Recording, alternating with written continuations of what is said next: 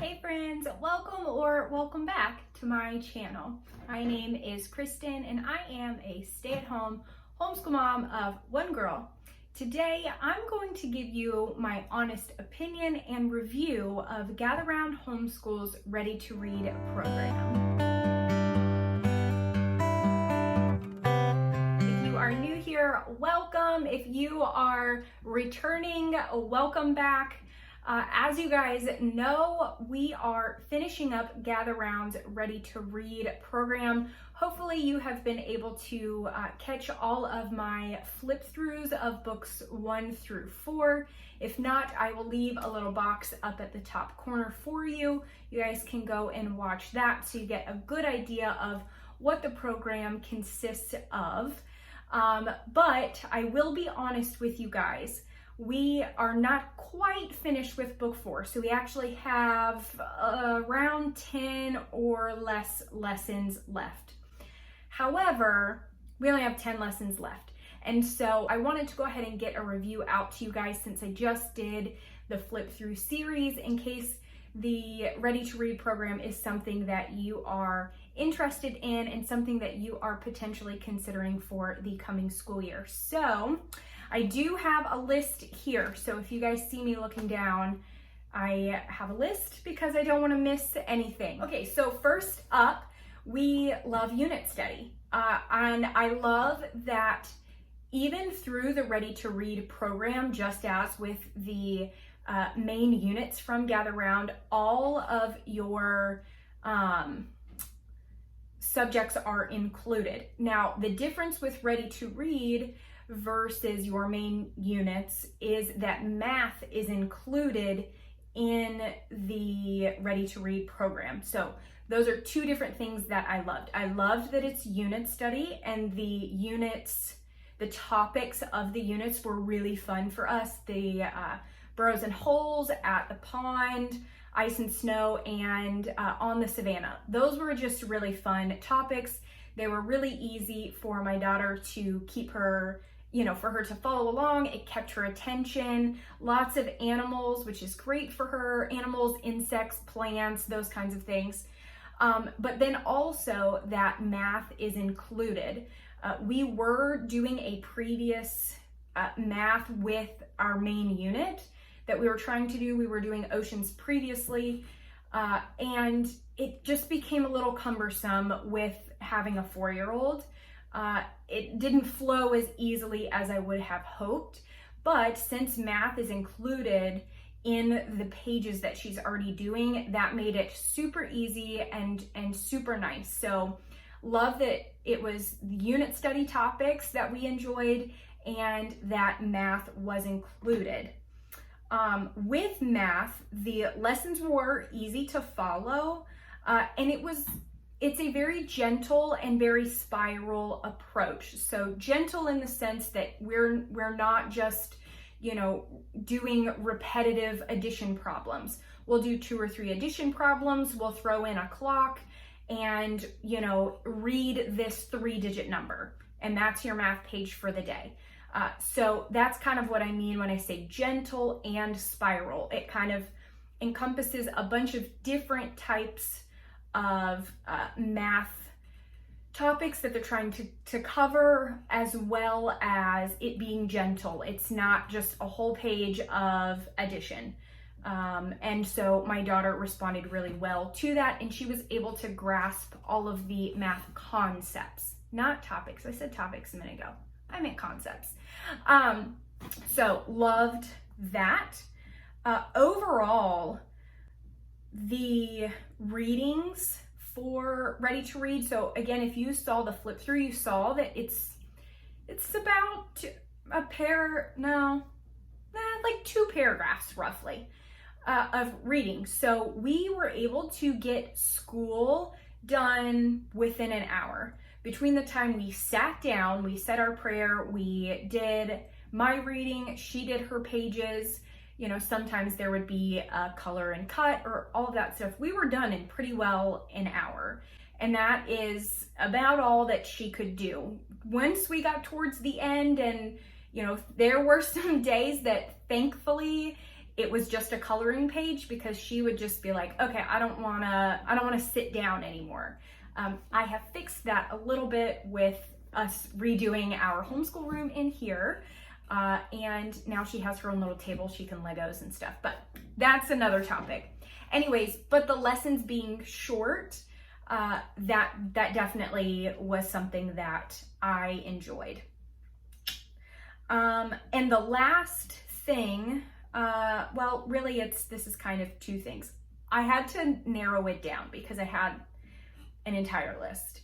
So, of course it's beautiful, because Gather Round, I feel like that's one of the things that draws people to Gather Round, is that it's beautiful. So this absolutely did not disappoint in that regard.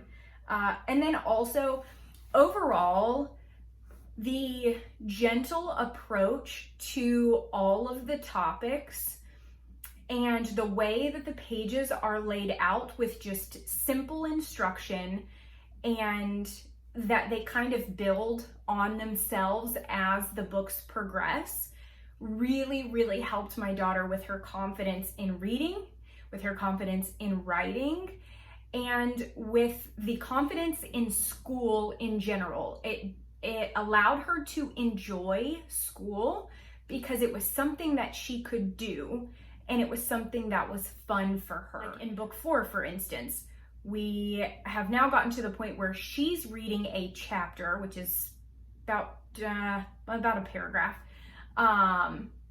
and she is now answering questions about that chapter, about things that she learned.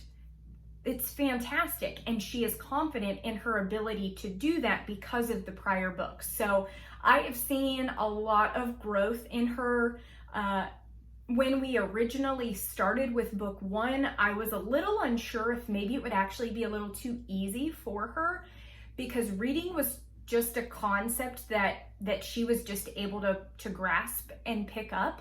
So I was a little concerned that she would be kind of bored with it, but I'm very happy that we started at book 1, because it gave her the foundation she needed for the more challenging books 3 and 4, and she just blossomed with it. So overall, we loved it. We loved Gather Round, Ready to Read.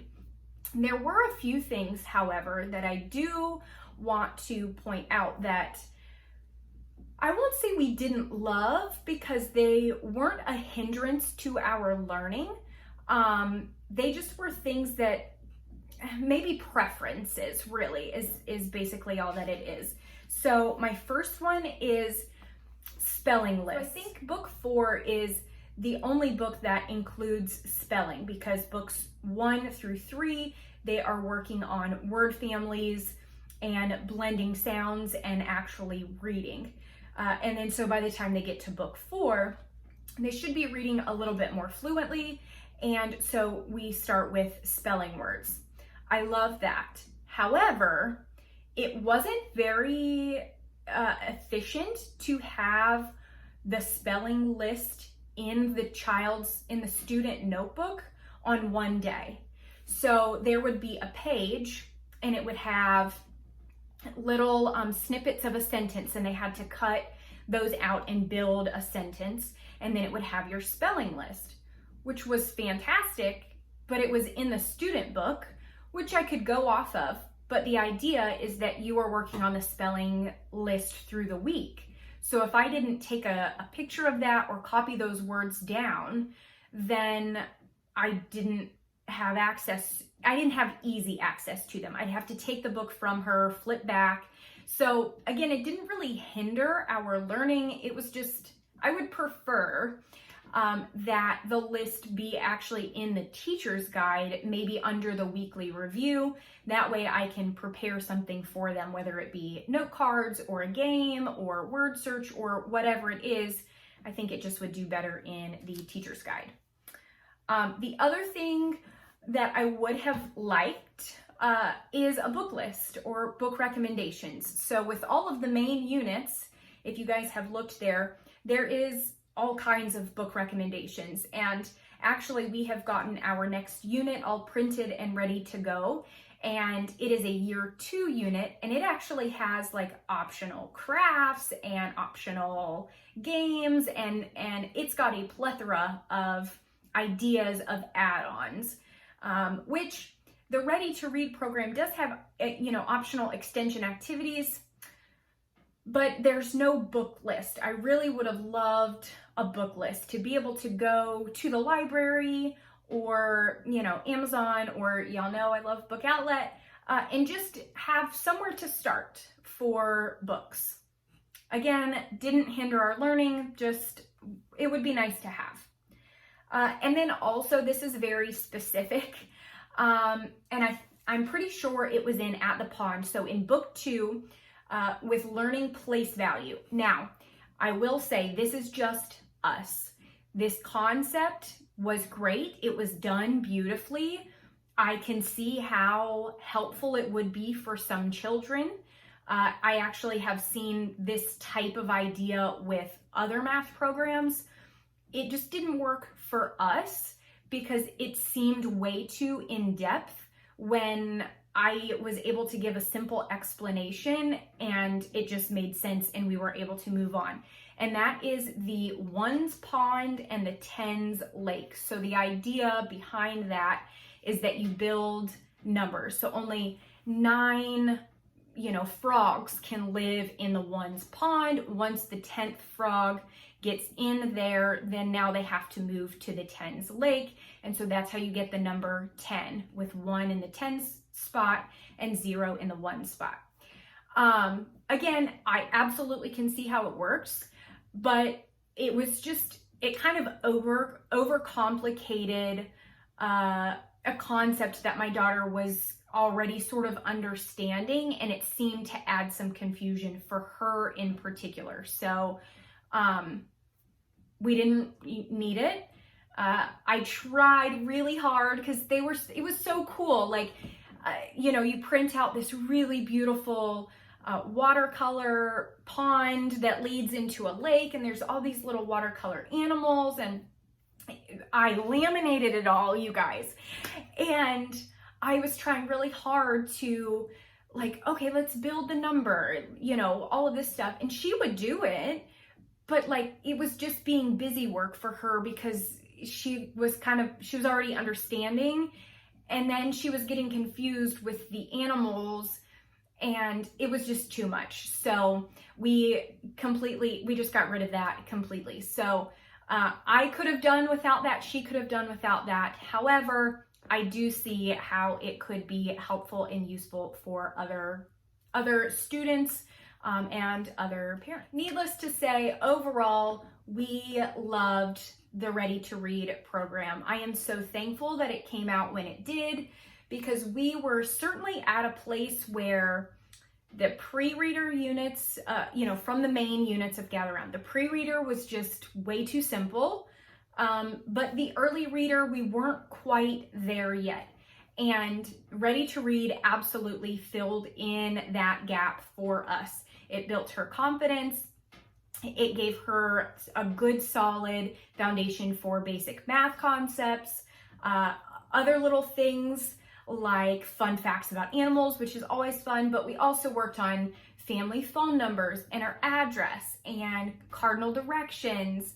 And just, there's a lot of good things in there. I did want to mention that if you are considering the Ready to Read program, if you go to Gather Round's website, which I will put a link in the description for you, there is an option to get a free sample. So if this seems like something that you would enjoy or that is the right spot for your child to be in, you can go straight to the website and print out the free sample there. Also on the website, there's a list of questions that you can kind of go through to figure out what level your child would work best in. So I'll post that for you guys so you guys can check that out.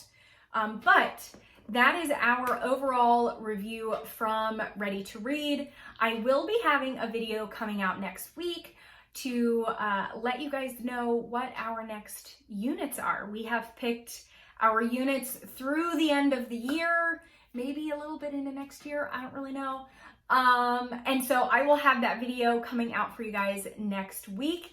And I am really excited to see what you guys think about that. So thank you guys so much for watching as always, and I will talk to you soon.